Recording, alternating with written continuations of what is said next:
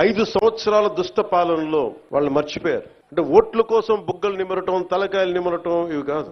కష్టం ఉన్నప్పుడు పక్కన ఉండాలి. అధికారుల మీద దాడి చేయకపోవటం, వ్యవస్థల్ని బలోపేతం చేయటం. అందుకని ఈ రోజున రోడ్డు పడింది అంటే మీరు పిఠాపురంలో గెలిపిస్తే ఆ గెలిచిన వ్యక్తి రోడ్లు లేని వాళ్ళకి రోడ్లు చేయడానికి ఇంతమంది సహకారంతో, ఇది నా ఒక్కడిది అని చెప్పట్లా, అంటే ఒకటి పూనుకోవాలి. Politics is a thankless job. ఎవరు గుర్తుపెట్టుకోరు. మరుపు మానవ సహజం.